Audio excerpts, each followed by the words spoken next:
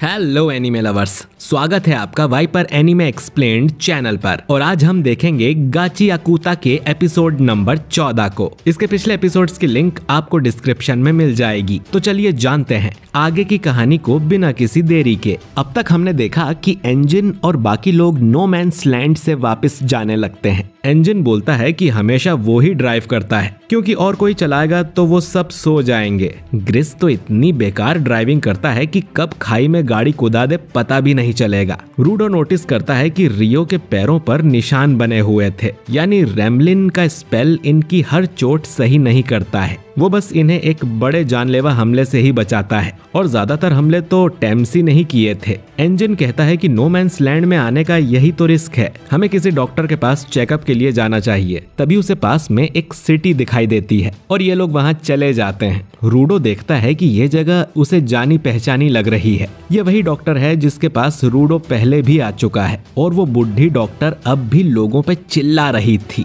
एक मरीज बोलता है कि वो अब इस बुढ़िया के पास कभी नहीं आएगा, ये इतनी चिल्लाती है इसीलिए इसके पास कोई पेशेंट नहीं आते। लेकिन एंजिन जब भी यहाँ से गुजरता है तो वो इसके पास जरूर आता है क्योंकि एंजिन को ये कमाल की लगती है, क्योंकि ये उन पहले डॉक्टर्स में से थी जो बॉडी पॉल्यूशन का इलाज करती थी। उसने पॉल्यूटेड ऑब्जेक्ट्स पर बहुत स्टडी की थी लेकिन उस पर साइड इफेक्ट हो गया और इसीलिए वो अब चिल्लाती रहती है। और इसका नाम एलिस है और ये असल में एशिया और ऑगस्ट की दादी है। उनके पेरेंट्स मर चुके हैं तो वो कभी कभी एलिस से मिलने आते रहते हैं और एशिया ने डॉक्टरी भी अपनी दादी से ही सीखी है। सब अपना इलाज करवा लेते हैं। एशिया और ऑगस्ट मोटरसाइकिल से यहाँ आए थे तो वो जल्दी से निकल लेते हैं और कहते हैं बादल आने वाला है तो छुपने की जगह देख लेना। ये लोग असल में स्पीयर को बादल कहते हैं। वो बादल की तरह ही घूमता रहता है और जहाँ भी जाता है वहाँ कचरा बरसाने लगता है, जिससे बचने के लिए इन्होंने सेफ जोन्स बना रखे हैं। और इस कचरे की चपेट में आने से कई लोग मारे भी जाते हैं और इसीलिए ये सब लोग स्पीयर से नफरत करते हैं। और कोई भी ऊपर जाकर बदला लेने की कोशिश करता है तो बॉर्डर पर ही मारा जाता है। ये बहुत बड़ी मिस्ट्री है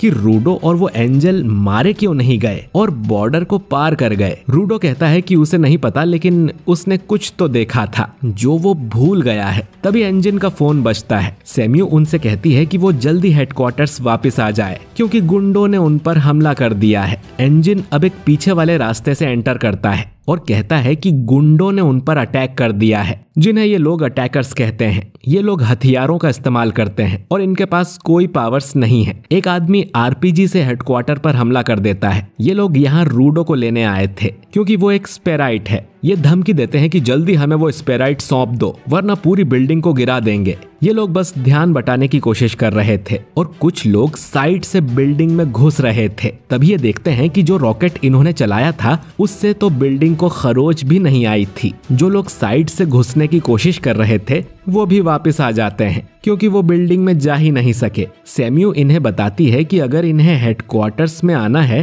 तो पहले इन्हें शट इन से परमिशन लेनी पड़ेगी। दोस्तों, इसी की पावर की वजह से इस बिल्डिंग में कोई बिना परमिशन नहीं घुस सकता है। सैम्यू अब खुद बाहर आ जाती है और इन्हें अटैक करने को बोलती है। वो आदमी सैम्यू पर भी एक रॉकेट मारता है लेकिन सैम्यू पहले से ही उस रॉकेट को देखकर पकड़ लेती है और वापस इन लोगों की तरफ ही फेंक देती है। वो लोग उस पर गोलियां भी चलाते हैं लेकिन वो उन सब गोलियों से आराम से बच जाती है, मानो उसके लिए टाइम स्लो हो गया हो। खैर, वो इन सब लोगों की पिटाई लगा देती है। एंजिन भी यहाँ आ जाता है और सैम्यू बोलती है कि ये बस मामूली गुंडे थे। वो एक से पूछती है कि तुम्हें किसने बताया कि हमारे पास एक स्पेराइट है, और एंजिन कहता है कि लगता है कुछ बड़ा होने वाला है। इसके बाद ये लोग एक रेस्टोरेंट में जाते हैं जहाँ एक आदमी बैठा हुआ था। वो मन में कहता है कि मैं रोज यहाँ अपने दिन की थकान मिटाने आता हूँ। यहाँ अच्छा खाना और लोग मिलते हैं, बस इन गिवर्स को छोड़ के। ये लोग सारी जिंदगी किसी एक ऑब्जेक्ट से ही चिपके रहते हैं। कितनी अजीब बात है, इनकी आंखें भी कितनी अजीब लगती हैं। फिर वो रूडो को देखता है और उसे देखकर डर के मारे वो यहाँ से भाग ही जाता है। रूडो इनसे कहता है कि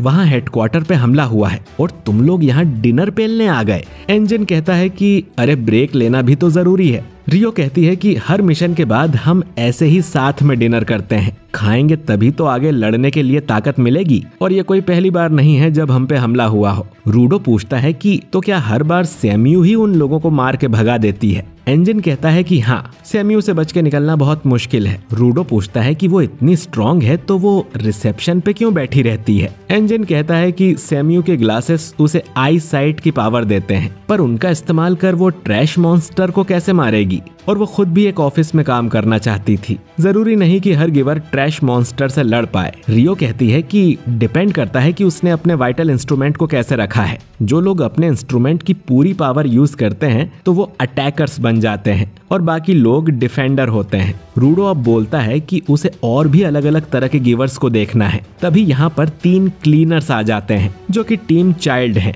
रूडो पहचान लेता है कि इनमें से एक ने उसकी लॉलीपॉप खाई थी, तो वो अपना खाना छुपा लेता है। गीता नाम की लड़की रूडो से मिलने आती है, पर रूडो उसे नहीं पहचानता। वो कहती है कि जब रूडो पहली बार हेडक्वार्टर्स आया था तब वो भी उस कमरे में खड़ी थी। इसका नाम गीता है, दूसरे बच्चे का नाम डियर सेंटा है और इनके लीडर का नाम है ब्रो सेंटा। गीता रूडो से पूछने लगती है कि ऊपर की दुनिया कैसी है, तो ब्रो उसे समझाता है कि उसे इस तरह की बातें हेडक्वार्टर से बाहर नहीं करनी चाहिए। एंजिन बोलता है कि आसपास के लोग सुन लेंगे कि रूडो ऊपर से आया है। अटैकर्स ने बताया था कि उन्हें भी ये इन्फो किसी बार में मिली थी। कोई अनजान आदमी उनके पास आया और फ्री में ही उन्हें ये बात बता दी। शायद वो लोग देखना चाह रहे थे कि हेडक्वार्टर्स में घुसना कितना मुश्किल है। गीता रूडो के पीछे ही पड़ जाती है कि उसका फेवरेट काइजू कौन सा है। एंजिन बोलता है कि ये काम भी रेडर्स का ही हो सकता है। रूडो अब दूर जाकर बैठ जाता है और बोलता है कि हमें और चौकन्ना रहना चाहिए। तभी उसके पास वाला आदमी कहता है कि क्या हुआ, तुम्हारे पीछे कोई गुंडे पड़े हैं क्या?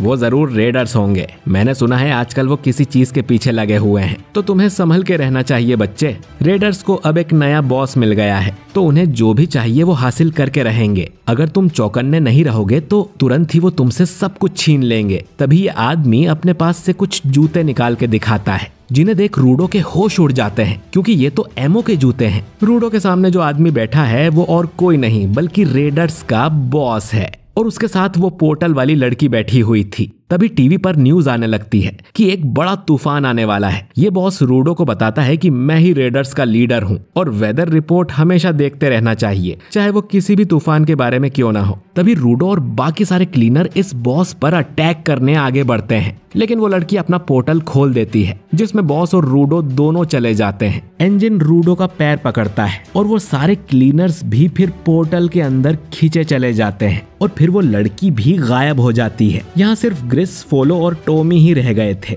ये सारे क्लीनर्स किसी गुफा जैसी जगह में जाके गिरते हैं। इन्हें अपने सामने वो बॉस और बाकी रेडर्स भी नजर आते हैं और रूडो बहुत ही गुस्से में था। वो आगे बढ़ के पूछता है कि उन लोगों ने एमओ के साथ क्या किया, और ये एपिसोड यहीं पर एंड हो जाता है। तो दोस्तों, क्लीनर्स और रेडर्स आमने सामने आ चुके हैं और इनमें भयंकर फाइट होने वाली है, जिसके लिए अगला एपिसोड बिल्कुल भी मिस मत करिएगा। वीडियो अच्छा लगा हो तो इसे लाइक और शेयर कीजिए, और अगर आप हमारे चैनल वाइपर एनीमे एक्सप्लेन्ड पर नए हैं तो हमारे चैनल को सब्सक्राइब करके बेल आइकन जरूर दबाइए। मैं मिलता हूँ आपसे बहुत ही जल्द अगले वीडियो के साथ। शुक्रिया।